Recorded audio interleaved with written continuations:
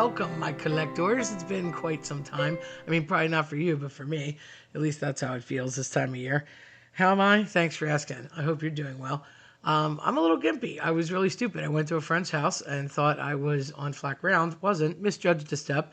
Hyperextended all the toes of my right foot, and now, ow. Luckily, I'm not broken, but hey, bumbles bounce. So that's no fun. I will say this. Today's episode is episode 120, Crock-Pot Madness. I'm in this crazy funk of pretending I know how to cook. Now, truth be told, if you know anything about me and you've paid attention, I do not cook. I can't cook. I am domestically challenged in every way possible. I think I was 49 years old before I learned how the washer and dryer worked. I'm still not good at it.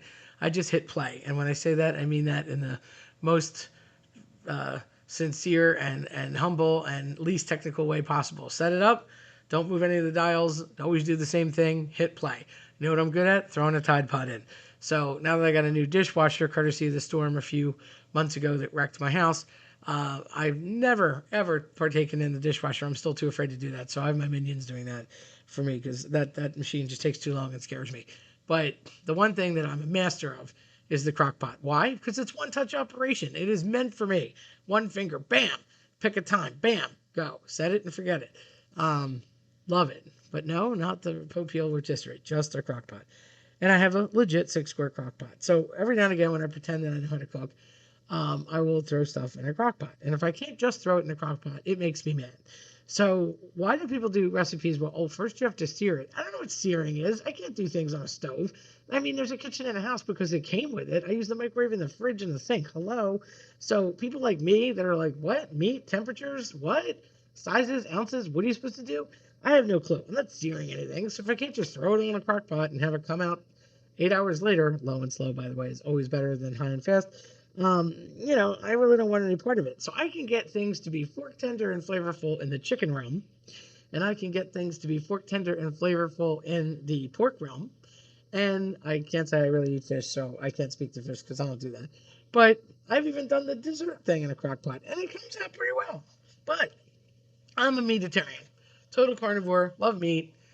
I'm like my own little Arby's advertisement. We have the meats, like love meat, and beef is the top of the food chain. And much like a shark, I get very, very, very angry when the beef has no flavor. I could put beef in a crock pot with 30,000 ingredients and it still comes out 8 hours later with absolutely nothing. It's like, hi, I'm meat. It's flavorful in a not sort of at all way, but it's flaky and yummy and tender. But it's like, hi, I'm meat. I taste like meat. There's nothing. I don't care what flavor I put in there. Parsley, sage, rosemary, and thyme. I never put them all together. I just had to say it. Could be Dijon mustard. Could be salt and pepper. Could be Himalayan salt. Could be red wine. Could be pot roast, whatever, out of a packet. Nothing. And for some reason, I feel like the acidic stuff, like pepperoncini, or if you have a little bit of lime or lemon, or if you do any kind of tomato, is the way to go. Now, here's the thing. I don't mind tomato. I don't mind acidic stuff. But I don't want like a tomato-based thing, because then you're into like chili. So if it's got to be a tomato-based thing, then it's not a brown gravy, and it makes me sad. Why does this happen? I don't know. But for all you people that do influencing and crock-potting and cooking and YouTubing and all the little things that you're talking about with like silly, absolutely simple recipes for people like me, remember that there's a lot of us out there and we appreciate flavor. We want to know amounts. We want to know times. If you have to put it in the oven, how long? The oven scares me. Nobody ever does that. They just show you, oh, here's some ingredients. That's great. How much is in the bowl? Or, oh, just throw it in the oven. Do you cover it? Do you not? Idiots like me need to know these things. So it just makes me crazy.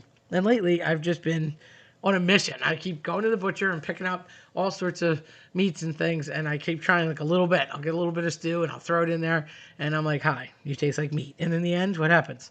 A week later, yeah, you taste like meat. It doesn't really taste like anything. So I'm very frustrated, and I thought I would share. So if you're in a crock-pot struggle bus like me, have faith. Work on some chicken and pork. Make yourself feel better, because all those things do take in the aromatics. And then I guess we got to go acidic. I don't know, man. Maybe it's all about the limes and lemons and the tomatoes, but for the amount of stuff that I put in there, I mean, it's like half a jar of garlic, and maybe I don't even taste it anymore. Maybe I'm turning into garlic. I don't know. It's weird. It's an Italian thing. I like it. Everybody's like, it's so garlicky. No, it's not garlicky. I can't even make garlic steak. That's the problem. I'm trying to make garlic steak, but it's like, hi, I have no flavor. Coincidentally, garlic's in the pot. So if you're that frustrated or you feel like me, then no, you're not alone in Crock-Pot Madness. If you like what you heard, then check out Eclectic Collection Podcast or follow us on your preferred platform. I'm Terry Tenaglia. Thanks for listening.